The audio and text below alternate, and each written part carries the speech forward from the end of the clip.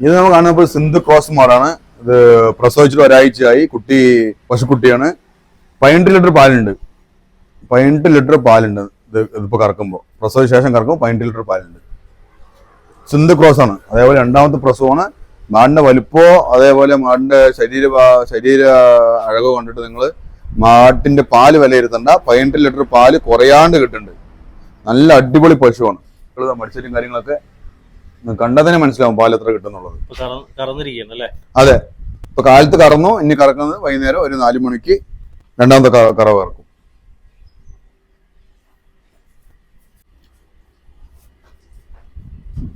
ഒരു black jersey പശുവാണ്. Second lactation അല്ലേ? അതെ, രണ്ടാമത്തെ പ്രസവമാണ്. ചെറിയ പശുവാണ്.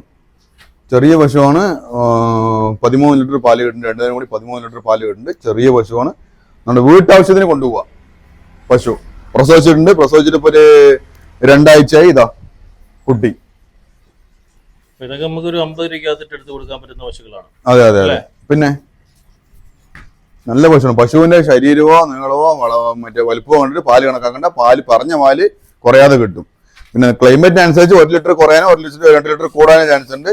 അത് നമ്മുടെ തീറ്റകളും കാര്യങ്ങളും മറ്റേ മാച്ചായി വരുമ്പോൾ കഴിഞ്ഞാൽ പശുക്കൾ കറക്റ്റായി നല്ല പാല് കിട്ടും. ഞാൻ പറയാൻ പോകുന്നത് പശുവിന്റെ ഫുഡിനെ കുറിച്ചാണ്. പശുവിന് കൊടുക്കുന്ന തീറ്റയെ കുറിച്ചാണ് പറയാൻ പോകുന്നത്. ചില പശുക്കള് നമ്മൾ കൊടുക്കുന്ന ഭക്ഷണം ഫുള്ള് കഴിക്കുകയും പിന്നെ അതിന് അളവിന് കൂടുതൽ കൊടുത്താലും കഴിച്ചുകൊണ്ടിരിക്കുകയും ചെയ്യും. അങ്ങനെ കൊടുക്കുന്നത് നിങ്ങൾ കണ്ടിട്ട് പശു നല്ല ഫുഡ് കഴിക്കുന്നുണ്ട് എന്ന് പറഞ്ഞിട്ട് നിങ്ങൾ മാക്സിമം കൂടുതൽ തീറ്റ കൊടുക്കാതിരിക്കുക. ഓരോ ടൈം ടേബിൾ കണക്കാക്കുക. പശുവിന്റെ പാലും കാര്യങ്ങളും കണ്ട് ഓരോ ടൈം ടേബിൾ കണക്കാക്കി ഫുഡ് കൊടുക്കുക.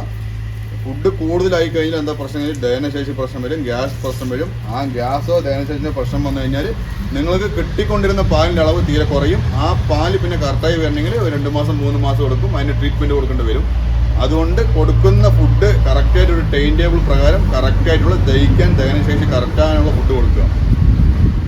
അതേപോലെ പിന്നെ ചെനയുള്ള സമയത്ത് കൊടുക്കേണ്ടത്. ഇപ്പോൾ ചെനയുള്ള സമയത്ത് ഫുഡുകൾ കൊടുക്കുന്നത് എങ്ങനെയാണെന്ന് വെച്ച് കഴിഞ്ഞാൽ നമ്മൾ സാധാരണ കറവ് പശുവിന് കൊടുക്കുന്നത് പോലെ പല്ലറ്റ്, തവിട്, പുണ്ണാക്ക്, അതേപോലെ പ്രോട്ടീൻ ഭക്ഷണങ്ങൾ കൊടുക്കാതിരിക്കുക.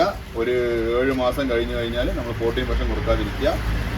അങ്ങനെ കൊടുത്തു കഴിഞ്ഞാൽ നമ്മുടെ മടി പ്രശ്നങ്ങൾ, കാമ്പ് വീക്കം കാര്യങ്ങളുള്ള ലക്ഷണങ്ങളും ആ പ്രശ്നങ്ങളും വരും. അതുകൊണ്ട് ചെനപ്പശുവിന് പ്രോട്ടീൻ ഭക്ഷണങ്ങൾ കൊടുക്കാതിരിക്കുക. സാധാരണ നോർമൽ കലക്ക്, അതായത് തവിടിട്ട് കുറച്ച് കലക്ക് കൊടുക്കുക. ഉച്ചയ്ക്ക് നല്ല പച്ചവെള്ളം കൊടുക്കുക. അതേപോലെ വൈകുന്നേരം കൊടുക്കുക. വെള്ളം കൂടുതൽ കൊടുക്കുക. ആ സമയത്ത് നമ്മൾ ചെന സമയത്ത് ധാരാളം വെള്ളം കൊടുക്കണം പശുവിന്.